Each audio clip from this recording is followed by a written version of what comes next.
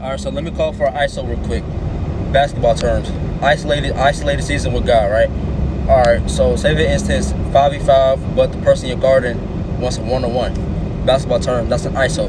That's the same thing when God calls you to an ISO season, he wants to be one-on-one with you, like nobody around you. He isolates you from like all the distractions and whatnot. So now when God calls you for an ISO, it's one-to-one. You're the main focus. You're focused on him and he's focused on you. Well, he's always focused on you. Because when God calls you for an ISO, he wants to break you. But he wants to break those weak muscles. He wants to break those weak muscles of fasting. He wants to break those weak muscles of discernment, those weak muscles of like generosity, those weak muscles, like everything spiritual wise that have to do with like how we are in the spiritual realm. So like I stated, when God breaks down those weak muscles, just like the spiritual gym. So say for instance, we're in the gym, the physical gym. When we're lifting heavy, we have to break. Our weak muscles have to be broken down so that it can be elevated, like I stated. Before God can elevate you, God is going to have to elevate you. So before God can elevate you, he's going to have to break down those weak muscles so that once those weak muscles are being broken down in your ISO season, in your one-on-one season with God, that will then result in your muscles being strengthened and being lifted, which will result in you being elevated. So this was just a quick message of encouragement that I wanted to give y'all, and I hope this helps, because I know I was all around the place. So everybody saw that infamous moment with James Harden when he was on the Rockets. He broke Wesley Johnson when they played the Clippers. This was back in 2018 or 17.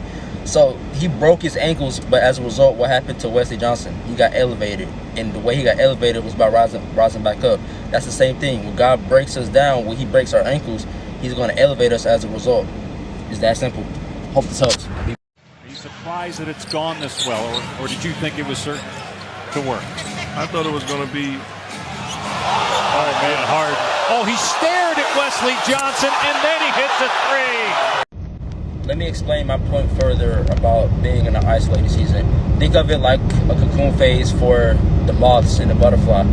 So y'all should see where I'm going with this. So we would, obviously a butterfly, well in my opinion, a butterfly is more beautiful than a moth.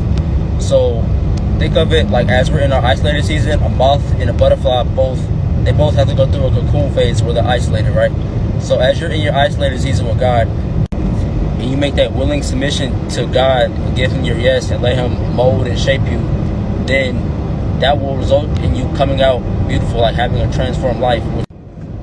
Depending on what you do during your cocoon phase, your isolated season, it will determine if you will come out either a butterfly or a moth.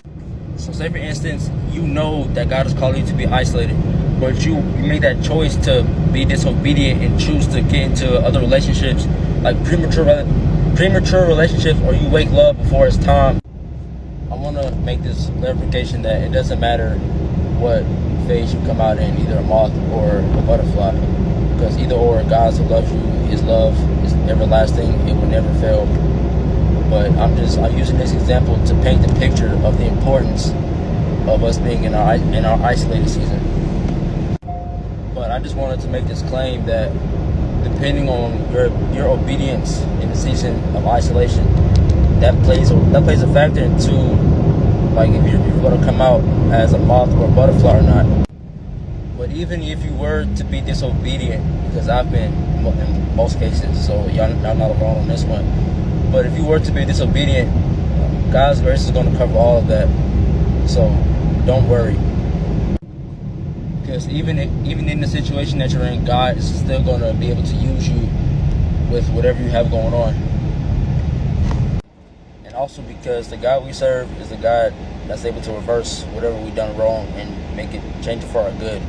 So yeah. And even if we all desire to come out as a butterfly, it doesn't matter, because even when we come out of our isolation season, people are going to be able to see the transformation that took place in our life. And so you tell them your testimony. So once you tell people your testimony, they're going to be like, I had no idea you used to struggle with pornography. Like you don't look like a person that struggled with lust, or like you used to smoke weed, a weed head, a pot head. You used to smoke crack. You used to do all the whole nine. And that right there will show like how powerful Jesus is, because he's able to reverse what we look like. So now you see how powerful Jesus is, because people wouldn't have even thought that you struggle with the things you just stated. That goes to show how powerful Jesus is, and like the stuff that he's able to reverse and like erase all the evidence of the things that we've done, all the things that we used to do in the dark. So what I want you guys to get from this video segment is to strive to be obedient as much as possible to the best of your ability, because I know it's going to be difficult in your isolation season, because you may never know what God has in store for you on the other side. If you just keep on pushing, keep on fighting a good fight of faith and not growing weary.